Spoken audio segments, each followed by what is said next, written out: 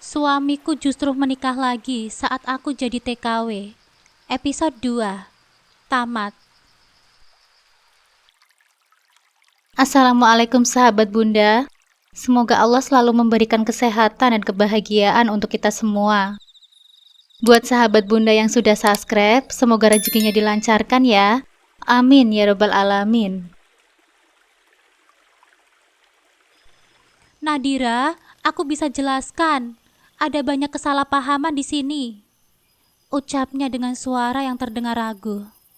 Mas Zulfi akhirnya membuka mulut setelah beberapa menit hanya terdiam, seolah-olah sedang menyusun kata-kata yang tepat. Ia melangkah maju, mencoba mendekatiku, tetapi secara refleks, aku segera mundur. Aku tidak ingin disentuhnya.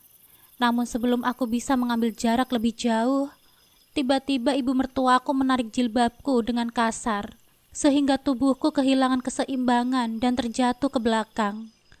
Tas yang sejak tadi ku genggam erat pun ikut terlepas dari tanganku. Seakan sudah direncanakan, ibu mertua langsung menyambar tas itu dengan cepat. Panik, aku segera berusaha merebut kembali benda berhargaku itu. Tanpa berpikir panjang, aku mengayunkan kakiku, mengenai kakinya dengan cukup kuat hingga ia ikut terjatuh. Gubrak! Tubuh ibu mertuaku terpelanting keras ke lantai, menabrak kursi yang ada di belakangnya. Suara benturan itu begitu nyaring, membuat seisi ruangan terdiam sejenak. Aku yang awalnya terkejut justru spontan tertawa melihatnya terperenjak begitu saja. Namun aku segera menyadari situasi ini dan menahan tawaku. Ini bukan saatnya bersikap seperti itu.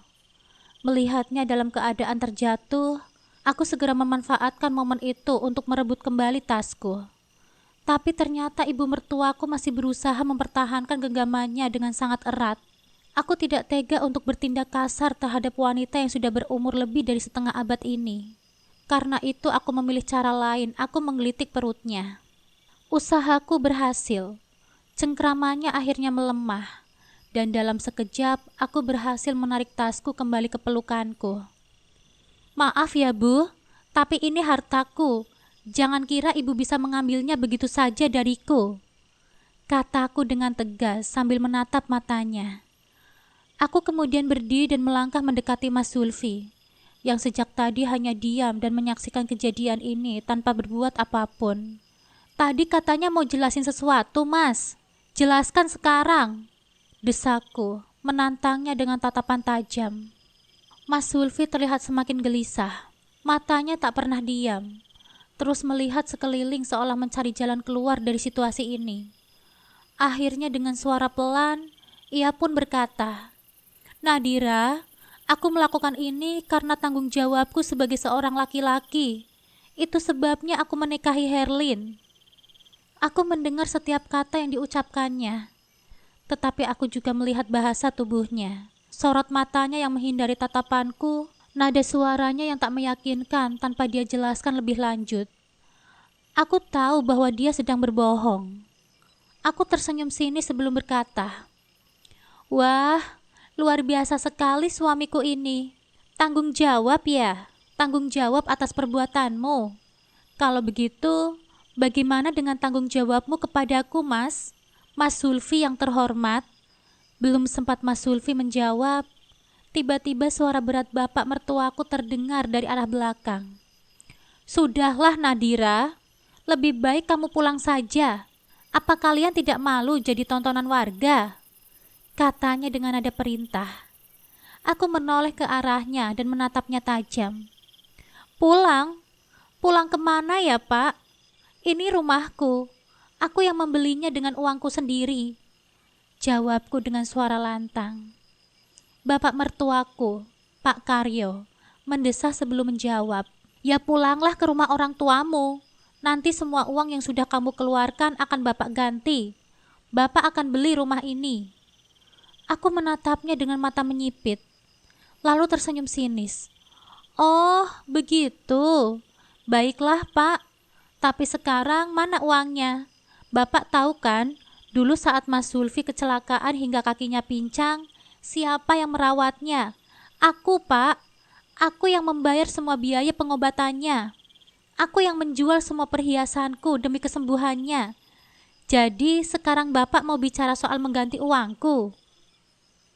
Emosiku semakin memuncak, tetapi Mas Zulfi justru semakin kehilangan kesabaran. Cukup Nadira, kamu bisa diam tidak? Jangan membantah omongan Bapak. Bentaknya sambil menarik lenganku dengan kasar, menyeretku menuju pintu. Namun sebelum aku benar-benar terseret keluar, tiba-tiba suara tangan kuat menghentikan gerakannya. Plak! Bapak menepis tangan Mas Zulfi dengan keras, hingga akhirnya cengkraman itu terlepas dariku. Jangan seenaknya menyentuh putriku. Suara Bapak terdengar begitu tajam dan penuh wibawa. Selama ini kami sudah cukup bersabar dan berdiam diri, tidak mempermasalahkan tingkah lakumu. Tapi kali ini, jangan coba-coba memperlakukan Nadira seperti ini lagi. Heh Pak, saya ini masih suami sah Nadira, balas Mas Zulfi dengan suara tinggi. Bapak hanya menggeleng dengan ekspresi penuh ketenangan. Bu Lurah tadi sudah bilang, kamu sudah punya akte cerai. Itu berarti sekarang Nadira bukan tanggung jawabmu lagi, tapi tanggung jawabku sebagai ayahnya. Sentaknya dengan nada dingin. Aku menarik tanganku dari sisa-sisa genggaman Mas Zulfi, dan kali ini aku benar-benar terbebas darinya. Ayo Pak, kita lebih baik pergi saja dari tempat ini. Tidak ada gunanya berbicara dengan orang yang sudah kehilangan akal sehatnya, kataku sambil menggandeng tangan Bapak dan Ibu menuju mobil. Dika, adikku yang sejak tadi diam di belakang kemudi, segera menyalakan mesin dan mulai menjalankan mobilnya. Namun alih-alih langsung pulang ke rumah, ia justru membelokkan mobilnya ke arah kantor kelurahan yang jaraknya tidak terlalu jauh dari sini. Aku menoleh ke arahnya dengan bingung. Pak, kita mau kemana? Tanyaku. Bapak melepas sabuk pengamannya sebelum menatapku dengan serius. Kamu tidak ingin mencari tahu di mana keberadaan si kembar? Aku terdiam sejenak, lalu mengangguk pelan. Aku harus tahu. Sesampainya di kantor kelurahan, kami langsung menemui sekretaris desa, Dodit yang juga sepupu Mas Zulfi. Anehnya ketika melihat kedatangan kami, Dodit tidak terlihat terkejut sedikit pun. Assalamualaikum Pak Rahmat, saya sudah menunggu kedatangan Bapak sejak tadi. Sambutnya dengan ramah. Ia menarik 3 kursi dan mempersilahkan kami duduk. Setelah keadaan cukup tenang, Bapak akhirnya membuka pembicaraan. Anak-anak di pondok aman kan Nak Dodi? Tanyanya. Alhamdulillah Pak, mereka aman. Jadi rencananya bagaimana? Dodit balik bertanya. Aku yang sejak tadi diam akhirnya bersuara. Tunggu, aku ingin tahu lebih dulu masalah ini. Aku menatap Dodit dengan tajam sebelum bertanya. Dodit tahu di mana pondok Hana dan Hani? Bapak mengangguk. Iya Nak, sebelumnya Bapak minta maaf. Sebenarnya kami sudah tahu bahwa Zulfi menelantarkan anak-anakmu. Tapi karena kami hanya kakek dan neneknya, kami tidak bisa begitu saja membawa mereka keluar dari pondok. Kami hanya bisa mengirimkan makanan, karena kalau mengirimkan uang, mereka sering berbagi dengan teman-temannya, jadi uang itu cepat habis. Jelas Bapak dengan suara lirih. Aku merasa dadaku sesak mendengar semua ini. Tapi ibu bilang kalian tidak tahu di mana pondoknya. Bahkan ibu juga bilang Mas Zulfi melarang kalian untuk menjenguk si kembar. Protesku. Bapak menatapku dengan penuh kesedihan. Kami terpaksa berbohong, Nak, karena kami takut kamu tidak percaya. Aku terdiam. Hatiku mulai dipenuhi pertanyaan. Jika mereka tahu keberadaan si kembar, apakah mereka juga tahu soal pernikahan Mas Zulfi dengan Herlin? Kami awalnya mempercayai semua perkataan ibu mertuamu, Dok. Ujar ibu dengan nada pelan, seolah sedang mengingat kembali peristiwa yang telah terjadi. Setiap kali kami bertanya, jawabannya selalu sama, tidak pernah berubah sedikit pun. Dia mengatakan bahwa Herlin adalah sepupu Zulfi dari pihak ibunya. Sejak kedua orang tuanya meninggal dunia, dia tidak memiliki tempat tinggal, dan satu-satunya keluarganya yang bersedia menampungnya adalah ibumu. Ibuku menghentikan ucapannya sejenak, menelan ludah, lalu menarik nafas dalam sebelum melanjutkan ceritanya. Wajahnya nampak menegang, seolah mengingat sesuatu yang tidak menyenangkan. Sampai akhirnya, tahun lalu ketika kami datang tanpa memberi kabar terlebih dahulu. Lanjutnya, saat itu ibu bertemu dengan Nak Dodit, dan di hari itulah semua kebohongan yang selama ini ditutupi akhirnya terungkap. Jantungku berdebar kencang mendengar kata-kata ibu. Aku mengerutkan kening, mencoba mencari informasi yang baru saja aku dengar. Kebenaran seperti apa, Bu? Tanyaku dengan suara serak. Tatapanku kini beralih kepada Dodit, berharap pemuda itu yang akan menjelaskan semuanya secara langsung kepadaku. Dodit nampak gelisah, wajahnya berubah serius, dan dia menarik nafas panjang sebelum akhirnya memberanikan diri untuk bicara. Maaf Nadira, katanya pelan. Sejujurnya, aku ingin menghubungi sampean sejak lama, tapi aku tidak berani. Selain itu, aku juga tidak punya nomor sampean. Aku mengangguk kecil, memberi isyarat agar dia melanjutkan. Herlin memang masih ada hubungan keluarga dengan kami, Mbak. Tapi kalau dibilang sepupu, sebenarnya dia itu sepupu jauh sekali. Saking jauhnya, Mas Sulfi tetap diperbolehkan untuk menikahinya tanpa ada halangan apapun secara keluarga. Aku menelan ludah. Nafasku terasa semakin berat. Lalu, apa yang sebenarnya terjadi? Dodit nampak semakin tidak nyaman. Dia menunduk sejenak sebelum kembali menatapku. Entah apa yang terjadi di dalam rumah tangga sampean dengan Mas Sulfi. Yang aku tahu, tiba-tiba saja Mas Sulfi mulai mengurus perceraian. Tidak lama setelahnya, dia menikah dengan Herlin. Lanjutnya, jantungku seolah mencelos. Aku mengepalkan kedua tanganku, berusaha mengendalikan emosi yang mulai bergejolak di dalam diriku. Kapan itu terjadi? Tanyaku dengan suara bergetar. Aku ingin tahu dengan pasti, seberapa lama aku telah dikhianati.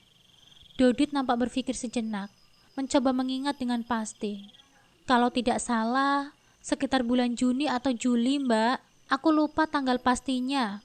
Tapi yang jelas, pernikahan Sulfi dan Herlin terjadi pada Januari 2023. Aku terdiam, mataku berkaca-kaca. 1 tahun setelah aku berangkat ke luar negeri, gumamku lirih. Dodit mengangguk pelan. Iya, Mbak. Tidak lama setelah sampean berangkat jadi TKW. Saat itu, Budi selalu bilang kalau sebenarnya Mas Sulfi tidak setuju dengan keputusan sampean bekerja di luar negeri. Katanya, dia tidak mau sampean jauh dari anak-anak dan suami. Tapi karena sampean tetap bersikeras, akhirnya dia menceraikan sampean. Aku tertawa sinis, merasakan kepedihan yang begitu dalam. Lucu sekali, ujarku dingin. Padahal yang paling ngotot menyuruhku jadi TKW itu adalah ibu mertuaku sendiri. Dia bilang, ini satu-satunya harapan mereka agar ekonomi keluarga bisa membaik. Dodi tidak menanggapi. Ibuku hanya mengelus punggungku, seolah ingin menenangkanku. Tapi tidak ada yang bisa menghapus luka yang sudah tertanam begitu dalam di hatiku. Aku menatap Dodi dengan tajam, mencoba menahan gejolak emosi yang siap meledak kapan saja. Lalu, kenapa kamu akhirnya memutuskan untuk memberitahu orang tuaku di mana keberadaan Hana dan Hani? Tanyaku penuh selidik. Dodit menunduk sejenak, lalu menghela nafas panjang. Orang tuaku berkali-kali mengingatkan agar aku tidak ikut campur urusan keluarga Pak D. Mereka bilang, aku harus berhati-hati karena kami semua tahu seperti apa wataknya. Tapi Mbak, hati kecilku tidak tega. Apalagi kalau yang menjadi korban adalah anak-anak yang tidak tahu apa-apa. Aku mengerutkan kening. Apa maksudmu? Dodit menatapku dengan raut penuh kepedihan. Mas Sulfi memasukkan Hana dan Hani ke pondok sejak 3 tahun yang lalu. Tepat setelah anak ketiganya lahir, Mbak. Jelasnya. Awalnya mereka masih rutin mengunjungi pondok setiap bulannya. Kalau liburan, Hana dan Hani selalu dijemput dan dibawa pulang. Tapi tahun kedua, mereka mulai jarang datang. Meski begitu, setiap liburan mereka masih pulang ke rumah. Aku mulai menggigit bibir bawahku, menahan kemarahan yang mulai memuncak. Lalu, desakku. Tahun lalu saat liburan kenaikan kelas, mereka tidak datang. Tidak ada yang menjemput mereka, lanjut Dodit dengan suara bergetar. Bahkan saat lebaran pun, mereka tetap tidak dijemput. Tidak ada seorang pun dari keluarga Mas Sulfi yang datang untuk menemui mereka. Tidak ada seorang pun dari keluarga Mas Sulfi yang datang untuk menemui mereka, Mbak. Aku tidak bisa menahan emosiku lagi. Mataku memerah. Dadaku bergemuruh menahan amarah yang semakin membara. Ini sudah kelewatan, bentakku. Bagaimana mungkin dia tega kepada darah dagingnya sendiri? Apa dia sudah lupa bagaimana dia sujud syukur saat akhirnya aku hamil? Meski aku tahu dia sebenarnya menginginkan anak laki-laki, tapi mendapatkan si kembar ini bukanlah hal yang mudah. Aku berjuang mati-matian untuk melahirkan mereka. Tidak ada yang menyahut. Semua orang di ruangan ini hanya menatapku dengan wajah prihatin. Mereka membiarkanku meluapkan semua rasa sakit yang selama ini aku pendam. 3 tahun aku bekerja keras di negeri orang, hanya untuk dikhianati suamiku sendiri. Bukan hanya itu, anak-anakku pun ditelantarkan begitu saja. Aku menoleh ke arah ayahku yang sejak tadi hanya terdiam. Lalu kapan Bapak akhirnya tahu di mana pondok Hana dan Hani? Tanyaku dengan suara serak. Ayahku menghela nafas panjang sebelum akhirnya menjawab. Setelah lebaran tahun lalu, Nduk. Waktu itu, Bapak ingin bertemu dengan mereka. Masa lebaran cucu-cucu Bapak tidak pulang? Aku mengangguk pelan, menunggu kelanjutannya. Saat itulah Nak Dodi menemui kami dan memberitahu di mana pondok mereka. Lanjutnya, aku menghembuskan nafas berat. Rasanya kepalaku berputar. Jiwaku seolah terguncang hebat. Aku tidak menyangka pengorbananku selama ini ternyata berakhir dengan pengkhianatan yang begitu menyakitkan. Kenapa Mas Sulfi tega sekali kepada anak-anaknya? Tanyaku dengan suara bergetar. Dadaku terasa sesak saat ingatan masa lalu menyeruak ke permukaan. Aku teringat bagaimana dulu aku dan Mas Sulfi tidak kenal lelah menjalani berbagai program kehamilan. Bolak-balik ke dokter kandungan, berusaha sekuat tenaga untuk mendapatkan buah hati. Saat itu, baik Mas Sulfi maupun mertuaku sangat menginginkan seorang anak dalam keluarga. Mereka selalu berharap-harap cemas setiap kali ada tanda-tanda kehamilan. Aku bahkan tidak diberikan pilihan selain mengikuti program kehamilan yang mereka sarankan. Aku masih ingat betul bagaimana aku menahan sakit saat menjalani berbagai prosedur demi memberikan mereka keturunan. Tiba-tiba pikiranku menangkap satu kemungkinan pahit yang selama ini enggan aku hadapi. Aku tahu sekarang. Suaraku meninggi, hampir seperti sebuah gumaman yang akhirnya menemukan kepastian. Anak Mas Sulfi dengan perempuan itu laki-laki kan? Tanyaku penuh kemarahan dan kepedihan yang bercampur jadi satu. Dodit menatapku dengan ekspresi ragu, seolah tidak ingin semakin melukaiku. Namun pada akhirnya dia mengangguk dengan pelan, membenarkan dugaanku. Aku mengepalkan kedua tanganku, berusaha menahan amarah yang membuncah di dalam dada. Lalu bagaimana dengan anak-anakku? Tanyaku dengan suara yang bergetar. Aku harus tahu. Dodit menghela nafas panjang sebelum akhirnya menjawab. Kami tidak tega, Mbak. Kami pergi ke pondok untuk melihat kondisi mereka. Begitu melihat kami, Hana dan Hani langsung menangis terseduh-seduh. Mereka memeluk kami dengan erat, seolah takut kami akan pergi lagi, ujarnya dengan suara lirih. Aku menggigit bibirku, berusaha mengendalikan emosiku. Bagaimana keadaan mereka? Apa mereka baik-baik saja? Dodit mengangguk.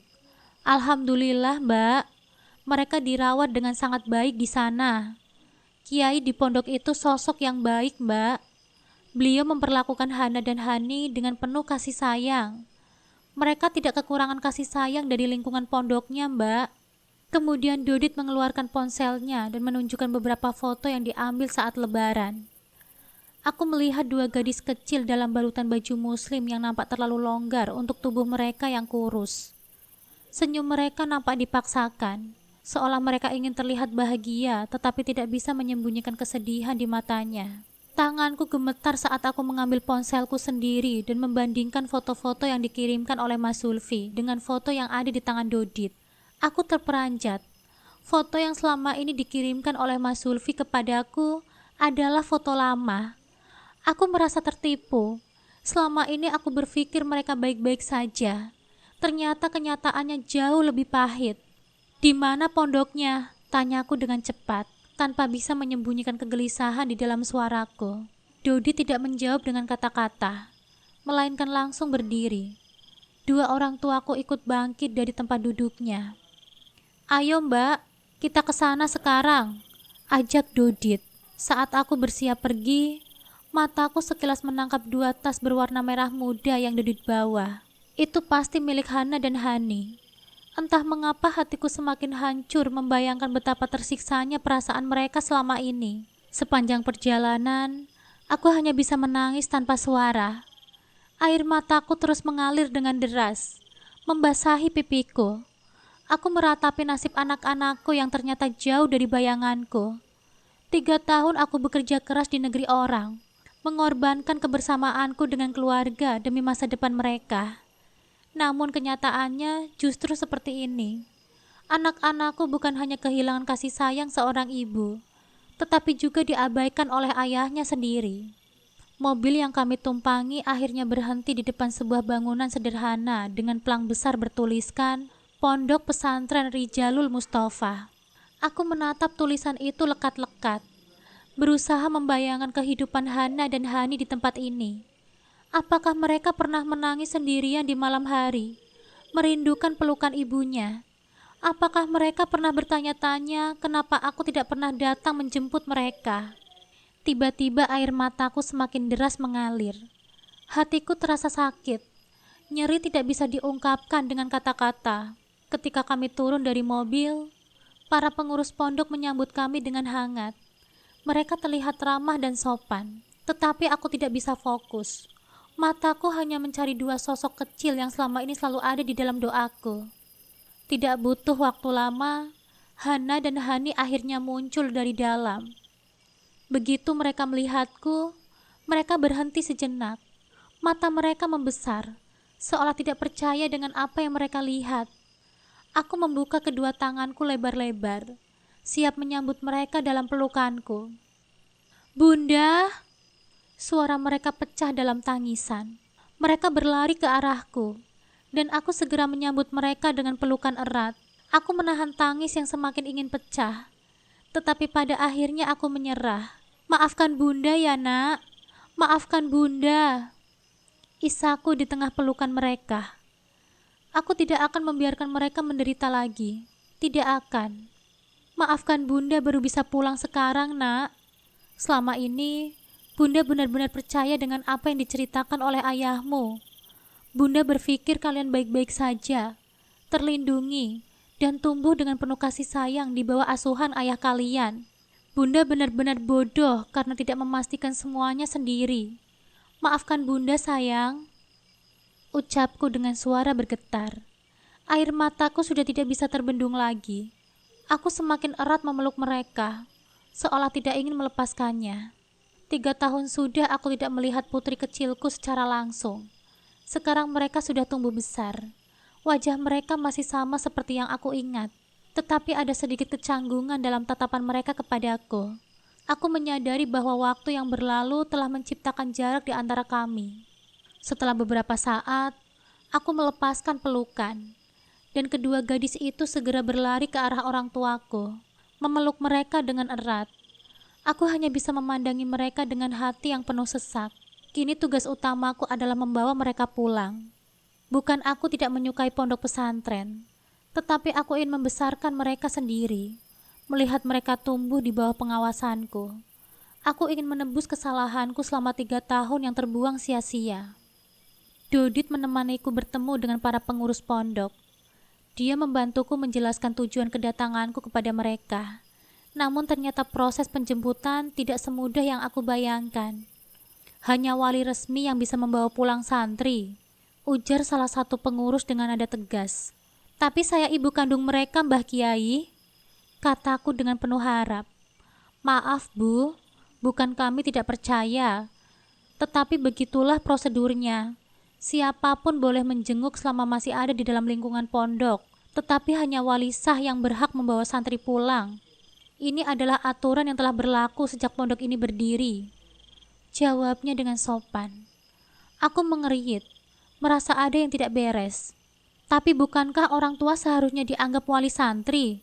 Tanyaku dengan bingung. Pengurus muda yang duduk di sebelahnya menghela nafas sebelum menjelaskan. Dalam dokumen pendaftaran, wali dari Hana dan Hani adalah Bapak Sulfi. Nama Ibu Nadira tidak tercantum karena telah bercerai secara hukum. Selain itu, hak asuh anak-anak juga berada di tangan beliau. Kami hanya mengikuti dokumen yang ada. Aku menoleh pada Dodit, berharap dia bisa membantuku. Aku memang tidak terlalu paham soal hukum, terutama soal hak asuh anak. Dodit maju sedikit ke depan. Suaranya terdengar lebih berani. Mbah Kiai, mohon maaf sebelumnya. Bu Nadira ini baru pulang dari luar negeri.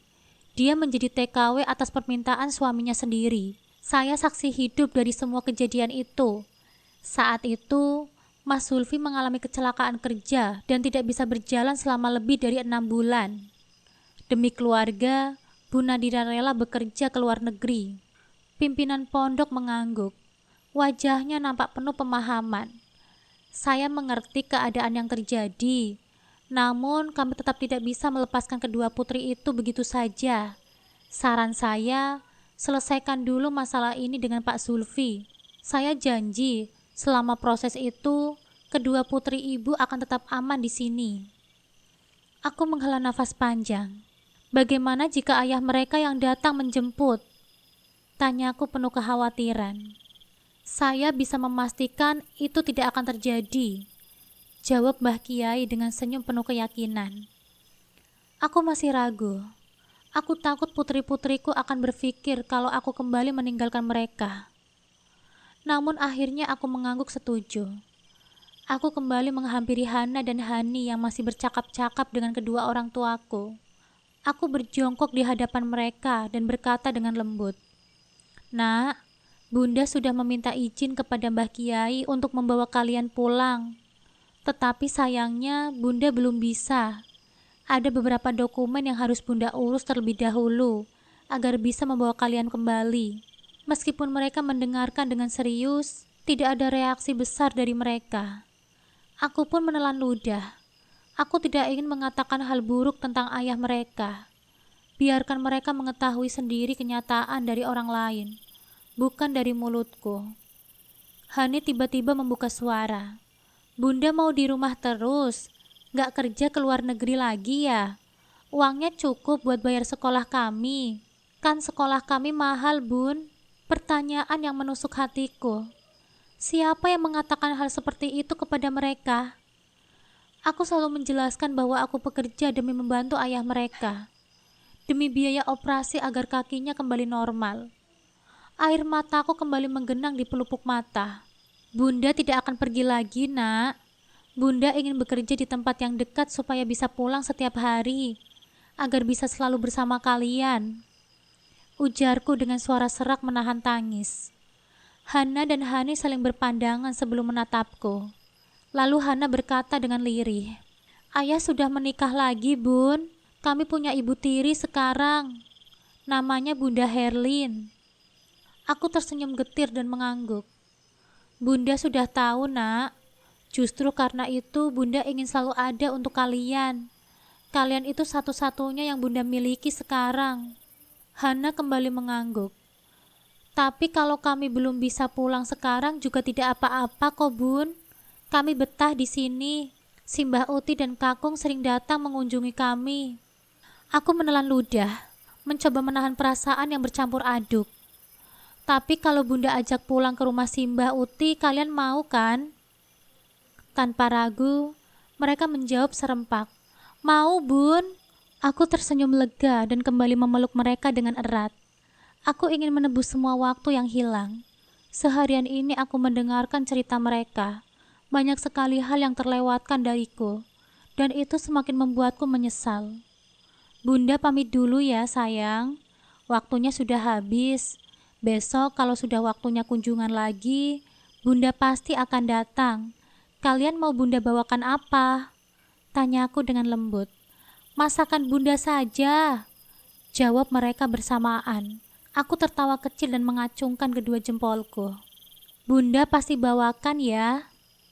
Saat berjalan menuju parkiran, mataku tiba-tiba menangkap sosok yang sangat familiar. Mas Sulfi dan kedua orang tuanya datang. Wajah mereka nampak santai, tanpa ada sedikit pun ekspresi bersalah. Aku mencibir dalam hati. Rasa malunya sudah mati, gumamku pelan. Mas Sulfi menatapku sekilas, lalu menyeringai dan berlalu begitu saja. Dari belakang, ibuku tiba-tiba merangkulku dan memijat pundakku perlahan, seolah ingin menenangkan. Ayo masuk ke mobil, nak. Tidak sopan berdiri di halaman rumah orang saat jam sholat seperti ini, bujuk ibuku. Aku menatap pintu pondok dengan tatapan penuh harap. Aku ingin memastikan perkataan Mbah Kiai benar-benar menepati janjinya. Belum genap 10 menit, Mas Sulfi dan keluarganya kembali keluar. Wajah mereka penuh amarah. Aku tersenyum penuh kemenangan. Syukurlah, Mbah Kiai benar-benar menepati janjinya. Tok tok tok. Buka pintunya. Sudah tidak tahu malu, tidak punya sopan santun, gumamku sinis sembari menurunkan kaca jendela mobil sedikit lebih rendah. Aku yakin betul, suara ini cukup jelas untuk sampai ke telinga Mas Sulfi. Tatapanku tajam menepus wajahnya yang nampak penuh amarah. Dengan nada ketus, aku bertanya, "Apa maumu?" Mas Sulfi langsung meledak dalam kemarahan. "Apa maksudmu melarangku menemui anak-anakku? Hak asuh mereka ada di tanganku. Itu sudah sah secara hukum. Ada dokumen resmi yang mengesahkannya. Hitam di atas putih. Kamu tidak punya hak untuk menghalangi aku," cerocosnya dengan suara meninggi, seolah merasa dirinya yang paling benar. Aku menarik nafas dalam-dalam, berusaha menenangkan diriku sebelum akhirnya berkata dengan nada rendah tapi penuh penekanan. "Dengar baik-baik ya Mas Sulfi. Segala perbuatan jahat yang pernah kamu lakukan kepadaku, cepat atau lambat akan mendapatkan balasannya. Percayalah, tidak ada satupun kesalahan yang tidak mendapatkan ganjarannya." Setelah berkata demikian, aku segera menutup kembali kaca jendela tanpa memberi kesempatan padanya untuk membalas. Aku tidak ingin berdebat lebih lama dengan seseorang yang hanya akan terus memutarbalikkan fakta. Dari balik kaca, aku masih bisa melihatnya mengamuk di tempat, berteriak-teriak sambil menunjuk-nunjuk ke arah mobil. Kata-kata kasar terus meluncur dari mulutnya, menyuruhku agar tidak bertindak seolah aku lebih suci darinya. Tidak mengherankan, orang yang suka menyakiti justru selalu merasa dirinya sebagai korban. Tanpa membuang waktu lebih lama, aku meminta bapakku untuk segera melajukan mobil dan meninggalkan tempat itu. Kami pun meluncur menuju kantor Dodit untuk mengantarkannya pulang. Namun begitu sampai di sana, Dodit justru meminta kami untuk ikut bersamanya ke rumahnya. Menurutku, rumah lebih aman untuk membahas masalah ini. Lagi pula, ini bukan perkara yang bisa dibicarakan dengan tergesa-gesa, katanya. Orang tuaku setuju, dan kami pun mengikuti Dodit menuju rumahnya. Sesampainya di sana, kami disambut dengan ramah oleh keluarganya. Meskipun mereka tahu aku sudah tidak lagi menjadi bagian dari keluarga besar mereka, tetap saja mereka memperlakukanku dengan sangat baik. Begitu kami duduk di ruang tamu, aku langsung bertanya tanpa basa-basi. "Jadi bagaimana, Dit? Apa yang harus aku lakukan selanjutnya? Mengurus hal seperti ini pasti butuh biaya yang tidak sedikit kan?" Dodit tidak langsung menjawab. Sebagai gantinya, ia mengeluarkan ponselnya dan mulai menghubungi seseorang. Aku tidak tahu siapa yang dia telepon, tetapi dari cara bicaranya, aku bisa menebak bahwa dia sedang menjelaskan masalah yang sedang aku hadapi. Aku hanya bisa menunggu dengan perasaan tak menentu. Ada banyak hal yang harus aku pikirkan ke depan. Aku sudah bertekad untuk membawa pulang anak-anakku, dan aku tidak akan menyerah begitu saja. Aku duduk dengan gelisah, memperhatikan Dodit yang masih berbicara di telepon. Suaranya terdengar serius. Sesekali ia mengangguk kecil, seolah sedang menerima arahan dari lawan bicaranya. Orang tuaku juga terlihat cemas. Ibuku meremas tangannya sendiri. Sementara bapakku bersidikap dengan ekspresi tegang. Aku tahu mereka sama khawatirnya denganku. Tidak lama kemudian, Dodit menutup telepon dan menatapku dengan sorot mata penuh keyakinan. Aku baru saja menghubungi temanku, namanya Bagas. Dia seorang pengacara yang sudah cukup berpengalaman untuk menangani kasus hak asuh anak dan kekerasan dalam rumah tangga. Aku menelan ludah. Lalu apa katanya? Tanyaku tak sabar. Dia ingin bertemu denganmu secepatnya. Katanya, semakin cepat kasus ini diproses, semakin besar peluang untuk mendapatkan hak asuh anak-anakmu kembali. Apalagi kalau kita punya cukup bukti tentang kelakuan Mas Zulfi selama ini. Hatiku berdegup kencang. Bukti seperti apa yang dia maksud? Dodit menghela nafas pelan, lalu bersandar di sofa. Bukti kalau kamu memang selalu memberikan nafkah kepada anak-anakmu, dan bukti yang menunjukkan bahwa tidak ada permintaan perceraian kepada Mas Zulfi yang dilakukan sepihak. Ini semua nantinya untuk menguatkan argumen kamu jika kita nanti sudah di ranah pengadilan.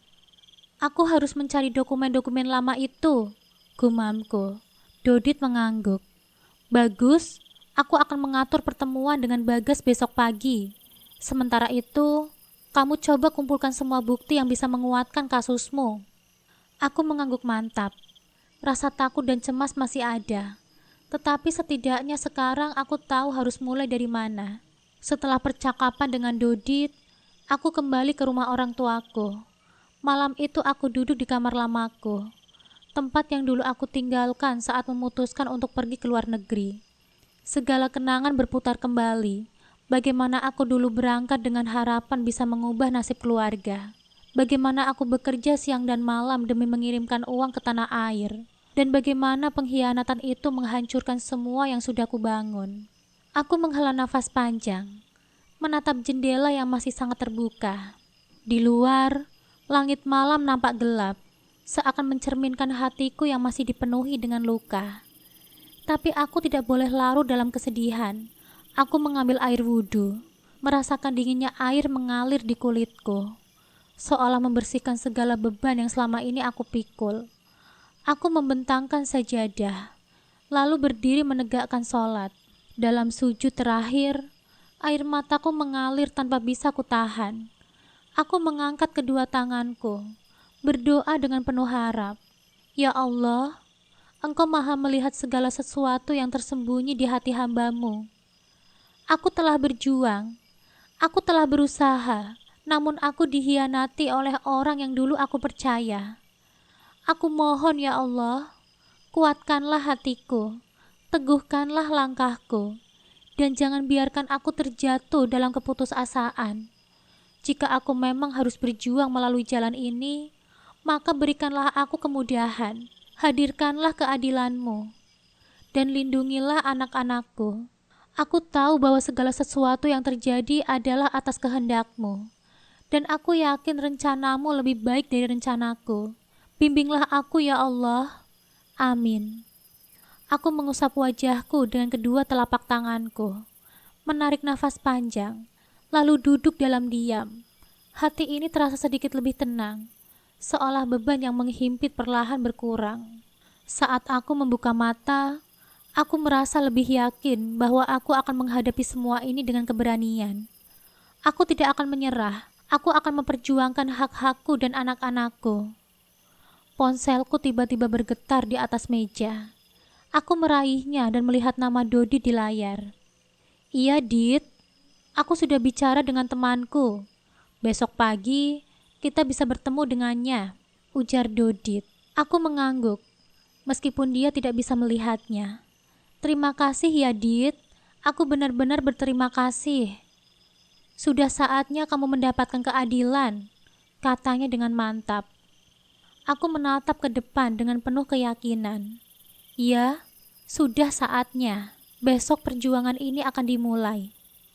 Keesokan harinya, aku dan Dodit menemui Pak Bagas di kantornya. Suasana di dalam ruangan terlihat serius, dengan tumpukan berkas di meja dan pencahayaan yang redup. Pak Bagas duduk di belakang meja besar, nampak fokus pada beberapa dokumen yang terbuka di depannya. Di sampingnya, Ada Dodit yang sudah terlebih dahulu duduk dengan tenang. Pak Bagas menyapa kami dengan senyum tipis. "Silakan duduk. Apa kabar Nadira?" tanyanya, meski raut wajahnya tetap serius. Aku duduk dengan tenang di kursi yang disediakan, mencoba menenangkan diriku. "Baik, Pak. Terima kasih sudah meluangkan waktu," jawabku, meski hati ini masih berdebar. Dodit yang duduk di sebelahku menatap Pak Bagas dengan ekspresi tegas. "Pak Bagas, kami perlu membicarakan langkah-langkah berikutnya yang terkait hak asuh Hana dan Hani," kata Dodit dengan suara yang penuh keyakinan.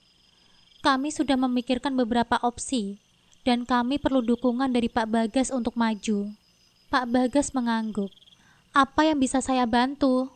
tanyanya. Matanya tak lepas dari Dodit. Dodit mengeluarkan beberapa berkas dari tasnya dan meletakkannya di atas meja. "Pertama-tama, kami membutuhkan bukti yang cukup kuat tentang kondisi pengasuhan anak-anak di bawah ayah mereka. Kami juga perlu dokumen yang menunjukkan bahwa Nadira adalah ibu kandung dan berhak penuh atas hak asuh mereka." Aku menatap Dodit dengan harapan, tetapi juga dengan kekhawatiran. "Apakah ini bisa berhasil, Dit?" tanyaku pelan, takut mendengar kabar buruk. "Kami akan berusaha semaksimal mungkin, Bu Nadira. Prosesnya mungkin panjang, tetapi ini langkah yang harus kita ambil." Pak Bagas memandang Dodit dengan serius. "Bagaimana kita bisa memulai?" Dodit menghela nafas panjang, merapikan dokumen-dokumen itu di atas meja.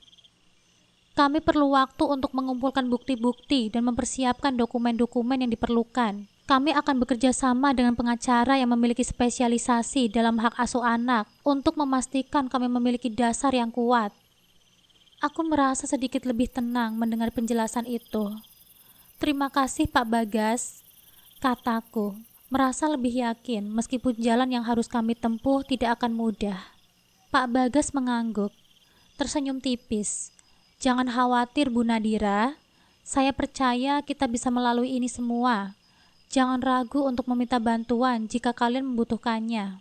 Sore itu setelah pertemuan selesai, aku dan Dodit kembali ke rumah. Banyak hal yang masih harus dipersiapkan. Namun aku merasa lebih siap untuk menghadapi tantangan yang ada. Aku bertekad untuk membawa Hana dan Hani pulang, dan aku tidak akan berhenti berjuang untuk mereka. Setelah pertemuan kami dengan Pak Bagas, Dodit dan aku sepakat untuk melangkah lebih maju.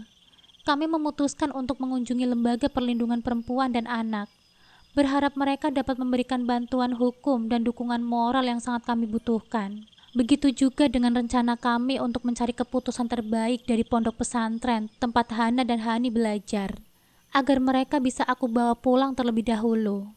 Hari itu kami bertiga, Dodit, Pak Bagas dan aku, pergi menuju kantor Lembaga Perlindungan Perempuan dan Anak yang terletak tidak jauh dari pusat kota.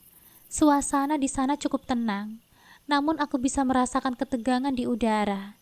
Kami disambut oleh seorang staf yang ramah, yang langsung mengarahkan kami ke ruangan pertemuan. "Terima kasih sudah datang Bu Nadira. Kami sudah mendengar sedikit tentang situasi Anda dari pengacara," kata wanita yang menyambut kami dengan senyuman hangat. "Kami akan melakukan yang terbaik untuk membantu Anda mendapatkan hak asuh anak-anak Anda." Aku mengangguk, merasa sedikit lebih tenang dengan kata-katanya, meski berat hati masih menghantui. Dodit yang duduk di sampingku memulai pembicaraan dengan suara serius. "Bu Nadira berhak atas hak asuh anak-anaknya. Kami ingin meminta bantuan untuk menyelidiki kondisi mereka dan mencari cara terbaik agar mereka bisa kembali bersamanya." Staf tersebut mengangguk dan mulai menjelaskan prosedur yang bisa mereka bantu. "Kami akan membantu Anda dengan proses hukum, dan jika perlu, kami juga bisa membantu melakukan investigasi terlebih dahulu tentang pengasuhan anak-anak Anda. Kami bekerja sama dengan pengacara dan lembaga sosial yang dapat memfasilitasi hak asuh anak, serta memastikan anak Anda mendapatkan perlindungan yang layak." Aku merasa sedikit lebih tenang mendengar kata-kata mereka, namun tahu bahwa jalan ini masih panjang. "Terima kasih," kataku dengan suara serak. Saya hanya ingin anak-anak saya kembali ke rumah dengan kondisi yang lebih baik dari sebelumnya. Setelah pertemuan di lembaga perlindungan selesai, kami melanjutkan langkah kami ke pondok pesantren tempat Hana dan Hani belajar. Perjalanan itu terasa lebih berat, karena meskipun aku tahu ini adalah bagian dari perjuanganku, aku ingin memberitahu mereka bahwa aku akan membawa mereka pulang ke rumah terlebih dahulu. Di pondok pesantren itu, suasana terasa lebih khusyuk. Ketika kami tiba di ruang tengah, kami disambut oleh Mbah Kiai yang duduk di kursi sederhana, dengan pandangan yang bijak dan penuh ketenangan. Meskipun nampaknya beliau sudah cukup tua, tetapi matanya tetap tajam, seakan bisa melihat lebih jauh dari sekedar apa yang nampak di permukaan. Dudit, Pak Bagas, dan aku duduk di hadapannya dengan rasa hormat yang mendalam. Kami tahu bahwa keputusan Mbah Kiai akan sangat penting dalam langkah kami selanjutnya. Setelah kami menjelaskan tentang kondisi yang kami hadapi, tentang perceraian, hak asuh anak, dan perjuangan kami untuk membawa Hana dan Hani pulang, Mbah Kiai terdiam sejenak. Anak-anak adalah amanah dari Allah, Mbak Nadira. Tanggung jawab untuk membesarkan mereka adalah tugas yang mulia dan harus dilaksanakan dengan penuh kesungguhan, ujar Mbah Kiai dengan suara tenang namun penuh makna. Saya memahami perasaan Anda, namun yang terpenting sekarang adalah kesejahteraan masa depan anak-anak tersebut. Pak Bagas dan Dodit menatap Mbah Kiai dengan harap-harap cemas. Aku hanya bisa menundukkan kepalaku, menunggu dengan sabar keputusan yang akan keluar dari mulut Mbah Kiai. Mbah Kiai melanjutkan, saya akan mendukung langkah yang Anda ambil untuk membawa mereka pulang. Asalkan semua dilakukan dengan cara yang benar dan penuh kasih sayang. Kami di sini akan memberikan dukungan moral dan spiritual untuk Hana dan Hani, agar mereka tidak merasa terbebani dengan perpisahan ini. Aku merasa beban yang berat mulai sedikit terangkat dari pundakku. Terima kasih Mbah Kiai, kataku dengan suara bergetar, tidak mampu menahan rasa haru yang tiba-tiba mengalir dalam dadaku. Saya akan memastikan mereka akan mendapatkan dukungan yang lebih baik, dan saya berjanji akan mendidik mereka dengan penuh kasih sayang. Mbah Kiai tersenyum bijak. Jaga anak-anak itu dengan sepenuh hati, Mbak Nadira. Berikan mereka kehangatan yang mereka butuhkan, dan semoga Allah mempermudah segala urusan Anda. Setelah pertemuan yang singkat namun penuh dengan makna itu, Mbah Kiai mengizinkan kami untuk membawa Hana dan Hani pulang. Beliau memberikan restu, dan kami diberi izin untuk menemui mereka. Aku merasa seolah sebuah pintu baru terbuka, sebuah harapan yang kembali muncul setelah sekian lama terkubur. Kami berjalan menuju kamar tempat Hana dan Hani belajar, dan ketika pintu kamar itu terbuka, dua pasang mata yang penuh rasa ingin tahu menatap kami. Hana dan Hani, dengan wajah polos dan penuh tanya, berdiri di hadapan kami. Bunda, suara Hani terdengar lembut, namun ada kebahagiaan di dalamnya. Aku menatap mereka berdua dengan penuh kasih sayang. Iya sayang, Bunda datang untuk membawa pulang kalian, jawabku dengan suara lembut, berusaha menenangkan mereka meski hatiku sendiri masih bergejolak. Hana yang lebih besar menatapku dengan mata yang sedikit berbinar, meskipun masih ada rasa ragu. Bunda, kita bisa pulang sekarang? Tanyanya pelan. Aku mengangguk, tersenyum dengan penuh keyakinan. Iya Hana, kita akan pulang bersama-sama. Bunda janji, kita akan berusaha untuk hidup lebih baik, kataku, mengulurkan tangan untuk merangkul mereka. Hana dan Hani tidak langsung bergerak, tetapi setelah beberapa detik, mereka akhirnya merangkulku dengan erat. Aku merasakan kebahagiaan yang luar biasa mengalir di dalam diriku saat itu. Seolah seluruh dunia ini terasa lebih ringan. Aku bisa membawa mereka kembali ke rumah, dan itu adalah kemenangan yang tidak ternilai. Dodit, Pak Bagas, dan pengasuh pondok pesantren mengamati dengan senyuman penuh haru. Mereka tahu betapa besar perjuangan yang telah kami lalui untuk sampai ke titik ini. Dengan izin dan dukungan Mbah Kiai, kami akhirnya membawa Hana dan Hani pulang. Kami meninggalkan pondok pesantren itu dengan hati yang penuh harapan bahwa masa depan anak-anak kami akan lebih cerah. Ini bukan akhir dari perjuangan, tetapi awal dari babak baru dalam hidup kami. Sebuah babak yang penuh cinta, kesabaran, dan perjuangan untuk kebaikan mereka. Terima kasih ya Dit. Terima kasih Pak Bagas. Kalian telah membantu kami melewati semua ini. Kataku dengan suara penuh syukur saat kami berjalan bersama menuju mobil.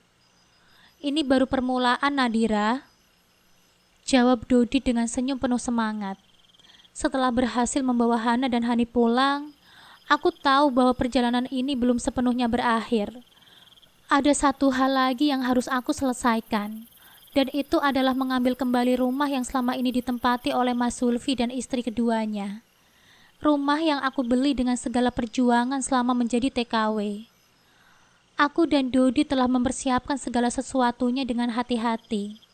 Surat-surat yang sah, bukti transaksi, serta dokumen legal lainnya yang menunjukkan bahwa rumah itu telah resmi atas namaku.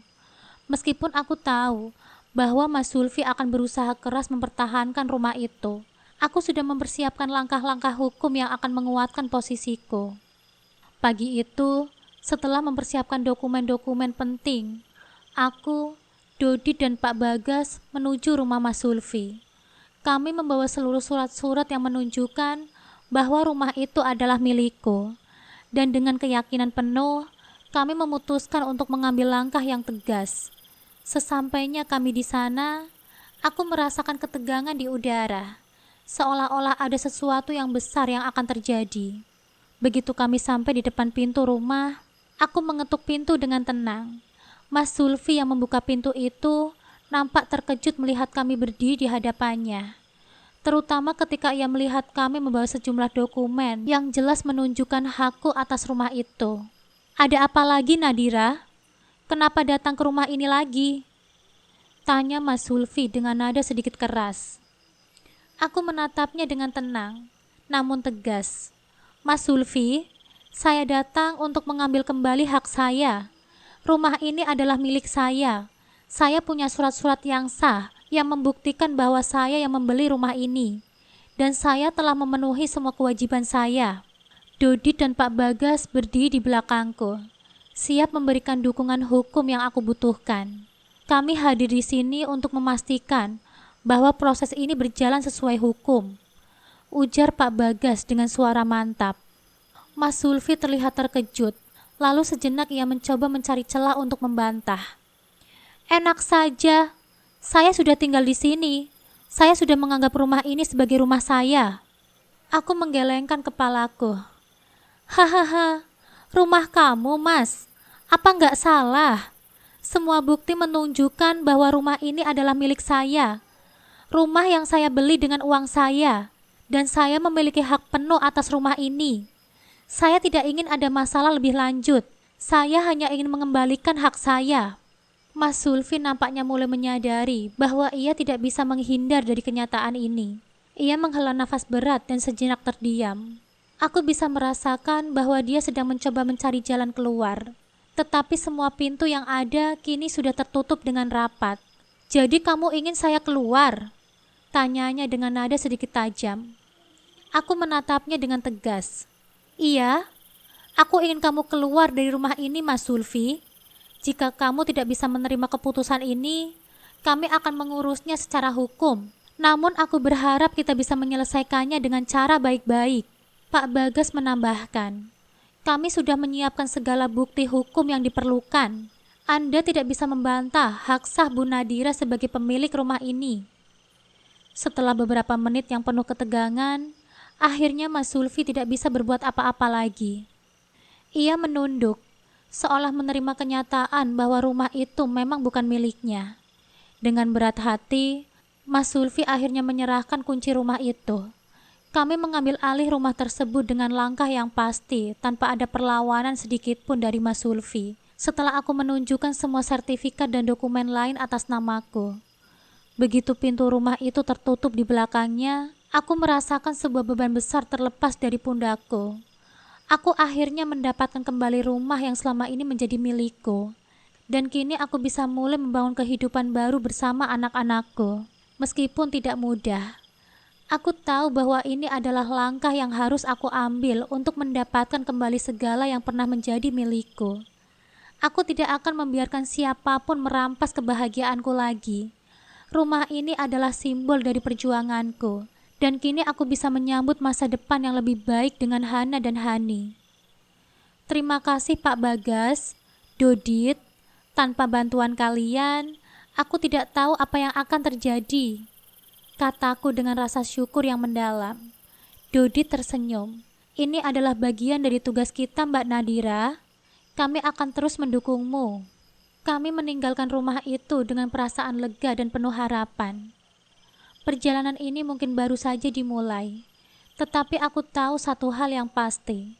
Aku akan berjuang untuk hak-hakku dan kebahagiaan anak-anakku, apapun yang terjadi.